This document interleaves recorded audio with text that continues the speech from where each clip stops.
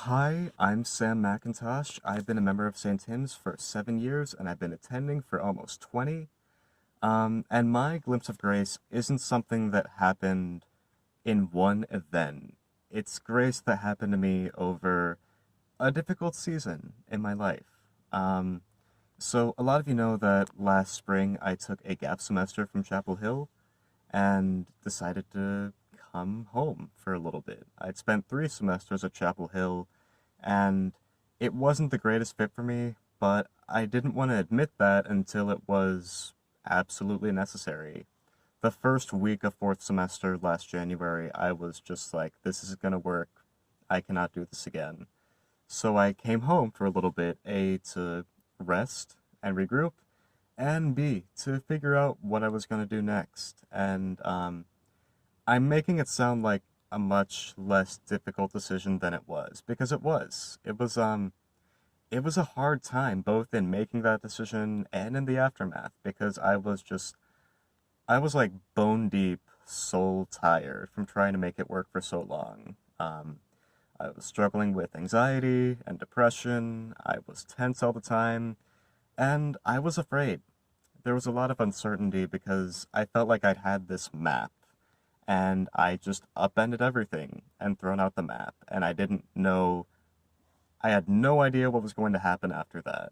Um, and there was some shame in there. There was some like, what are other people gonna think that I did this? Like, when you're in college, you feel like you have this path that you are supposed to take, this typical 4 year path that will get you a degree. And I was thinking, what will people think that I'm stepping out of that box and trying something different? It was a tight and painful place to be in for a while.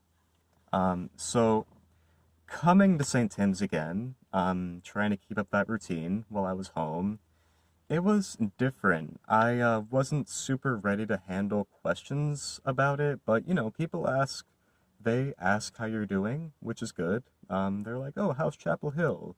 Or like, "How I've seen you around more lately. Is there a reason behind that?"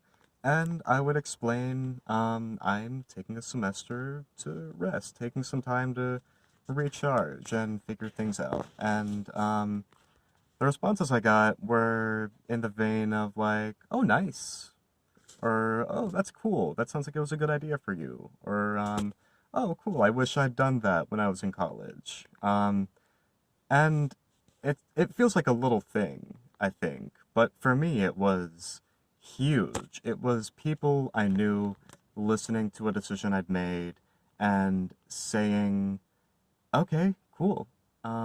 Taking it at face value and assuming it had been the right choice because I'd made it to take care of myself. And having that faith in that decision is something that was way beyond me at that point. I had no certainty that I was doing the right thing. Um, and the support didn't end there. I got to, with St. Tim's, participate in like our events with apartment complexes around the area. I got to help Will Parrish with Fifth Sundays Club for the first time. Um, yeah, and I was getting support from a few old high school friends, some old teachers too. It was still a difficult time, but as time went on, I felt less alone in it.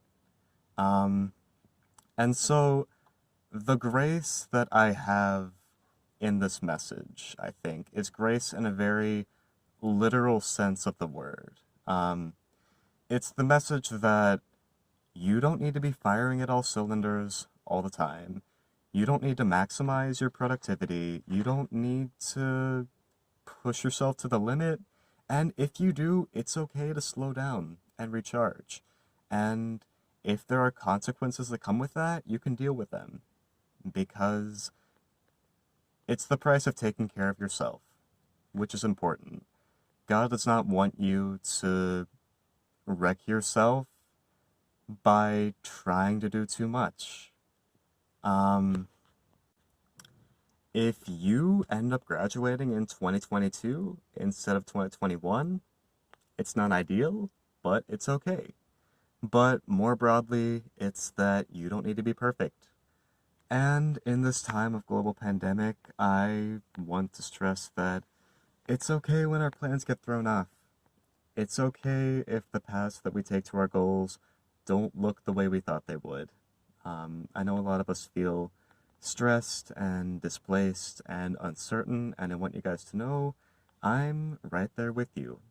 I hope everybody's doing okay and staying safe, getting out a little bit and communing with the world from a safe distance.